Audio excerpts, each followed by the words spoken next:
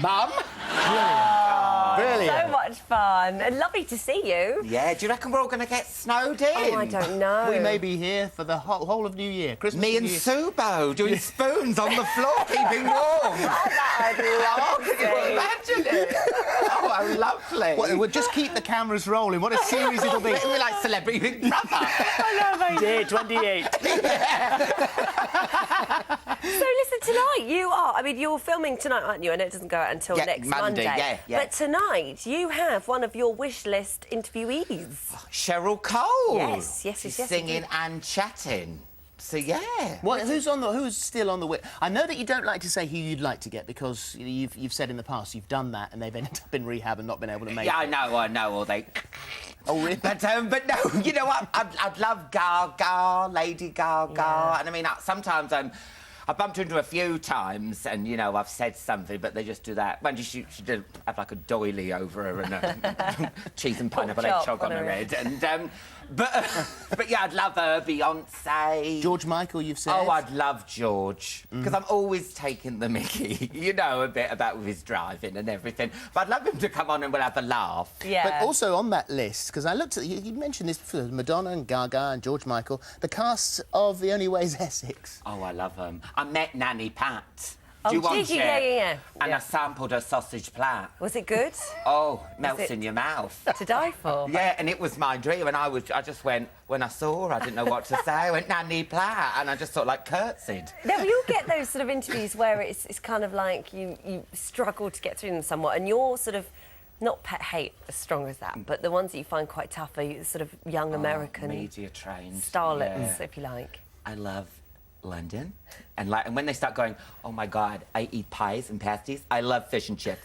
I love it. And they're like that. And you're like, this is what you get if you eat fish and chips and pasties. You know, don't make out you live in Greg's. Do you know what I mean? I love it. I love it. You know, and all that. And I love Leicester Square and all that. You know what I mean? So does your heart sink when they start talking about Yeah, and they love everyone. Because I just say, like, be honest. Or at least come across like you've got a bit of a personality or something. You can't love everyone. Although then Courtney Love, on the other end of that, is somebody who will give everything to the point where the lawyers have to come in and go... I know. I had to tell her to stop. I mean, it was really So the litigious stuff what she you was know... saying. Oh, I know. It never went out? I can't tell you. I'll have to kill you. Oh, no. Does it involve anyone that we know? Oh, yes. Does it? Yeah. You tell us that bit. I was saying to her, you do know this is being filmed, love. You know what I mean? Hey, and what a night that was. And I can't even go because it was like... But I love all that, though, because it was like, you know, and everyone was loving her, but I think she'd been a bit on the cooking sherry before, so she was a bit loose. A bit loose. Yeah, because you have your own style, which is lovely. It is a very chatty style, because people like Michael Parkinson say, oh, there's no real chat shows around at the moment. Piers Morgan says, well, you can't really do it if you're not a journalist. What do you say to those? Well, I mean, I personally don't like all that, the crying and everything. And I think sometimes if you relax a star, like when I had Mariah on or Rihanna, you see a different side of them anyway. You go, oh, and she's fun and she's lovely. I mean, you don't have to be crying and going, I didn't have a teddy bear. You know, who wants that? You know, sometimes you can show someone another way. I mean, I think with Michael Parkinson, things have changed now, and you must know this. There's so many gossip sites, there's so many things on the internet, and if you start mentioning someone's really bad plastic surgery or alcohol problem, then they get taken off the show, and you just don't have any more bookings from that publicist, do you? You can't. I mean, it's not like it used to be, you know. Or Gillian McKeith, I think, won't come on now because I did a pretend faint on the floor. No. That's it. I think, you know, she said, not whilst that man is on that show, I'm not coming on. Really? Maybe not as strongly as that. Oh, you're going to pick up the pieces and carry on with your life. I don't know what I'm going to do now. I'm gutted. But no, I mean, I get the things they tell you not to say. I mean, there was one star, and the publicist went, don't look or mention their hair. So, of course, I'm like... Oh, God, stop looking. So it's coming down. I know, something like that. I'm mesmerised. It's like a magic eye picture. I'm like this.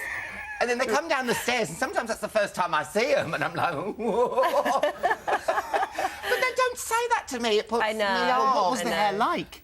It was nice hair. I don't know what was wrong with it, but then, of course, I was looking to see if it was, like, you know, sprayed on or, like... We had someone who came in here, Hollywood, star, and her makeup artist was powdering her down and had made her virtually ghost-like, white. Yeah, yeah. And she saw herself on the monitor and said, "Do I look a little pale?"